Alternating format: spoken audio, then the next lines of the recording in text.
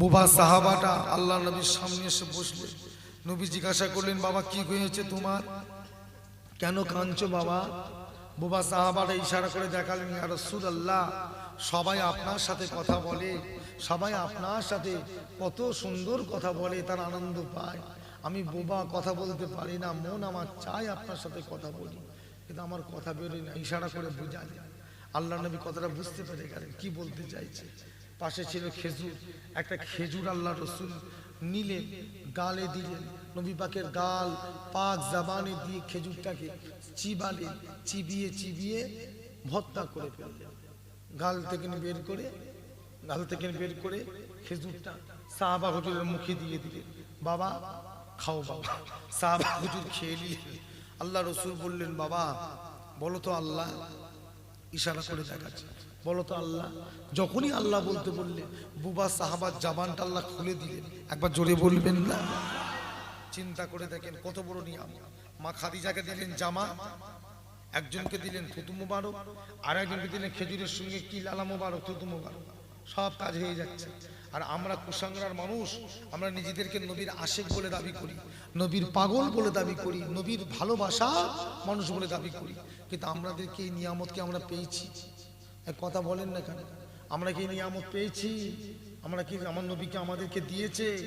কি দিয়েছে বলেন? কি দিয়েছে? আমরা কিচ্ছু পাই না ভাই। যে বলতে পারবেন পাইনি, বলতে পারবেন? বলা যাবে না। সবাইকে নবী দিয়েছে, নবীর কাছে কেউ কম বেশি নেই। হাতের আগুন কম বেশি আছে, আছে না নাই? জোরে বলে। নবীর কাছে কম বেশি নেই, নবীর কাছে সবাই কি সমান। মা খাদিজাও যেমন, আপনিও তেমন। আবু বকর যেমন, আপনিও তেমন। কথা বুঝছেন? সবাইকে নবী সমান ভালোবাসে। তা আল্লাহ নবী চোখে এই কি দিলেন? খেজুর, খেজুরের লালা মুবারক আল্লাহ কথা ফুটিয়ে দিলেন। এখানে হাজী সাহেব কেউ আছেন নাকি? হাজী সাহেব, এই হাজী সাহেব কেউ আছেন? নেই। যাই হোক, পরে জিজ্ঞাসা করে নেবেন। মদিনা শরীফ থেকে 172 কিলোমিটার দূরে, মদিনা শরীফ থেকে 172 কিলোমিটার দূরে একটা জায়গা আছে, যে জায়গাটার নাম হচ্ছে বদর। নাম শুনেছেন? জায়গার নাম কি বললাম? বদর। ওই বদর মাঠে একটা কুয়া আছে, ওই বদর মাঠে একটা কুয়া আছে। হাজী সাহেবরা গিয়ে পানি খায়।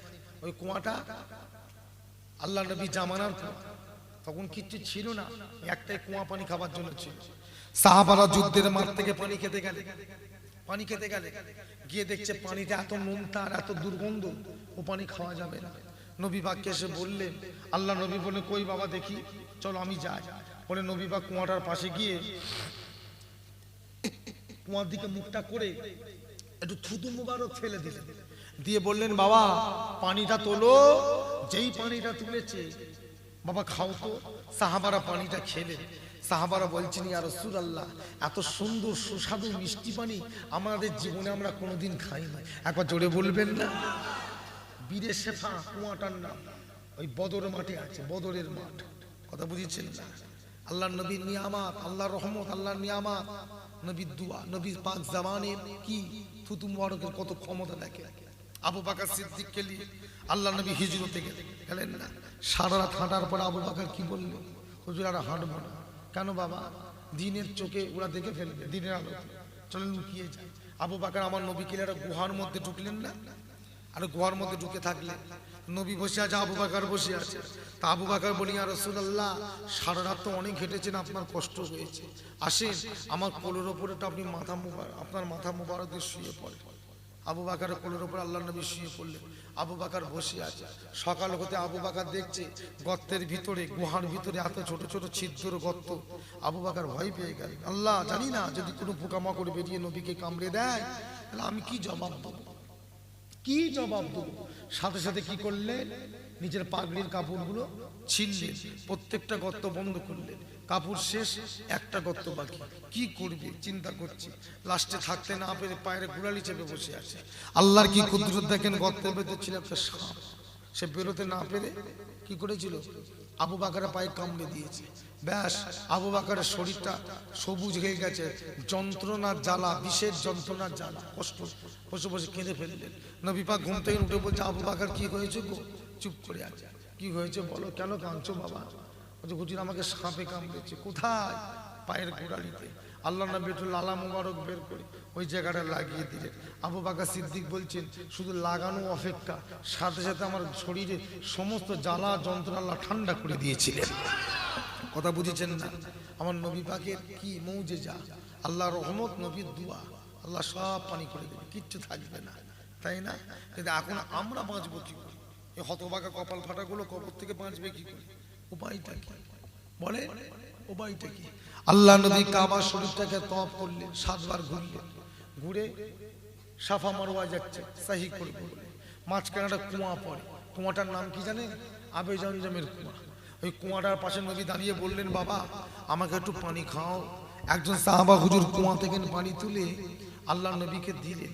নবী পাক পানিটাকে নিয়ে কাবার দিকে মুখ করে, কাবা শরীফের দিকে মুখ করে দাঁড়িয়ে দাঁড়িয়ে ওই পানিটা 3 বার খেয়েছিলেন, 3 বার। কথা বুঝেছেন না?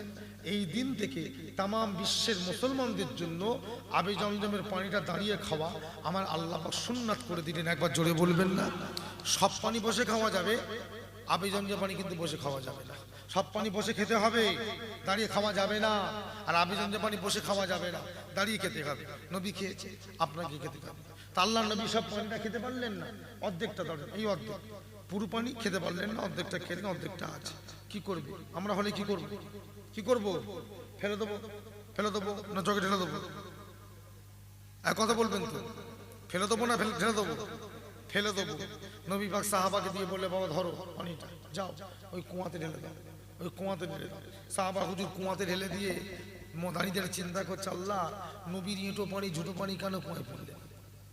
এঁটো ঝুটো পানিটা কেন কুয়ায় ফেললেন? হুজুর কেন ফেললেন একটু বলতে হবে। আল্লাহ নবী এই সময় বলেছিলেন বাবা আমি তো চলে যাব, বাবা আমার কোটি কোটি উম্মতরা আমার কাছে আসা যাওয়া করবে, বাবা তাদেরকে বলে দেবে আবে জমজমের পানিটা তারা যারা খায়, ওই পানি যারা খাবে তারা মনে করে আমি রাসূলুল্লাহ আমার এঁটো ঝুটো পানি খাচ্ছি। একবার জোরে বলবেন না? আমি রাসূলুল্লাহ আমার এঁটো ঝুটো পানি খাচ্ছি। ওই পানিতে নবী পাকের লালা মুবারক আছে না? ওই জন্য আবে জমজমের পানিকে বলা হয় 1000 বিমার কি শেফা। 1000 রোগের ওষুধ আল্লাহ এই পানিতে রেখে দিয়েছে। 1000 বিমার কি শেফা আবে জমজমের মক্কা শরীফের পানি। কথা বুঝতে পেরেছেন? এইবারে চলে আসেন আমাদের কবরের বাঁচার উপায়টা কি? আমরা কবরে বাঁচবো কি করে? কি করে বাঁচবো? হাজী সাহেবরা যখন খোঁজে যায় ও ভাইজানেরা 2 টুকরো কাপড় নিয়ে যায়, 1 টুকরো কাপড় পরে আর 1 টুকরো কাপড় হাজী সাহেবরা গায়ে দিয়ে করে হজ যখন হয়ে যায় ওই কাপড়টা ফেলে দিয়ে আসে না, কাপড়টা নিয়ে আসে। কথা বলবেন তো? কাপড়টা ফেলে দিয়ে আসে মক্কা শরীফে না নিয়ে আসে? নিয়ে এসে কি করে? লোককে দিয়ে দেয়? দিয়ে দেয়? তাহলে কি করে? কত বলবেন কি করে? ছেলে মেয়ে বাচ্চা হাতে দেয় পলিথিনটা কাপড় বাঁধা, এটা রেখে দাও ভালো করে আলমারিতে, বলে না বাক্সে। কেন? কেন বলে?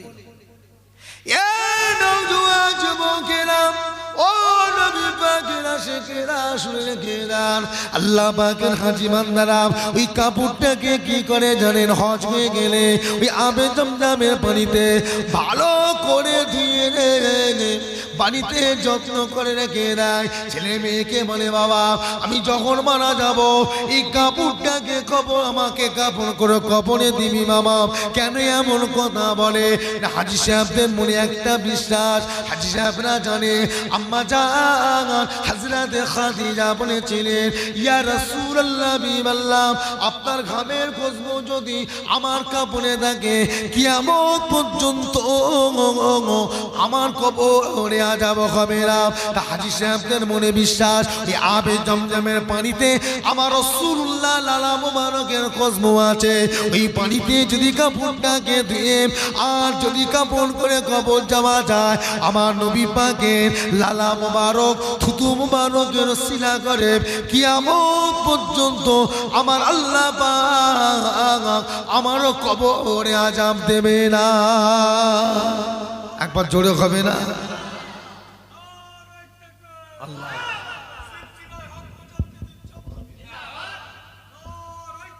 আল্লাহ আমার নবী পাক আমাদের জন্য দিয়ে গেছেন না দেন? এই কথা বলেন না কেন? খুঁজে পেয়েছেন তো? ভালো হন, আল্লাহ সব মিলাবে। কি কথা ঠিক না? ভালো হন, আল্লাহ সব মিলাবে। যাই হোক ভাই, আর লম্বা চড়া করবনি ভাই, 1:45 বাজছে। অনেক সময় ধৈর্য ধরে বসে আছে, আর কষ্ট দেবো না। মুক্তাসার করলাম, দোয়া করবে সকলে। দুরূদ শরীফের সঙ্গে বিসমিল্লাহ শরীফের সঙ্গে 11 বার দুরূদ শরীফ, সূরা ফাতিহা শরীফ 3 বার, সূরা ইখলাস 3 বার তিলাওয়াত করুন, দোয়া হবে, দোয়া হবে। আর শেষ করবার আগে একটা কথা আপনাদের বলে যাই, যেহেতু আপনার আমার দাদা পীরে মুরিদের ছেলে, তো আপনাদের ওপর আমার বলবার অধিকার আছে না নাই? আছে না না? আছে। আমার ভুল ত্রুটি হলে আপনার বলার অধিকার আছে না নাই? কথা বলবেন তো? আছে। সাবধানে চলবে, খুব বুঝে সুঝে চলাফেরা করবে, ভুল করবেন না। এতগুলো মানুষ বসে আছেন, বলে মুজাদ্দিদুজ্জামানের ওসিয়াত নসিয়াত, তার কার্যকলাপ, তার কর্ম, তার আদবের জিন্দেগি, ইবাদতের জিন্দেগি, যা কিছু আমাদের কাছে দেখিয়ে গেছেন বা রেখে গেছেন, এর ওপরে কি আপনাদের কারো সন্দেহ আছে? এই জোরে বলে, সন্দেহ আছে কি? দাদা পীরের নীতি আদর্শ কি আপনাদের সন্দেহ আছে? তাহলে মজবুত করে ধরে থাকবে, খুব মজবুত করে ধরে থাকবে। কারণ ইদানিং আবার আমাদের এলাকায় নতুন করে আবার একটা দাদা হুজুর বেরিয়েছে। কথা বুঝছেন না? নতুন করে আবার একটা দাদা হুজুর বেরিয়েছে, খুব শখ, একটু দাদা হুজুরের চেয়ারটাই বসবে। কথা বুঝছেন না? খুব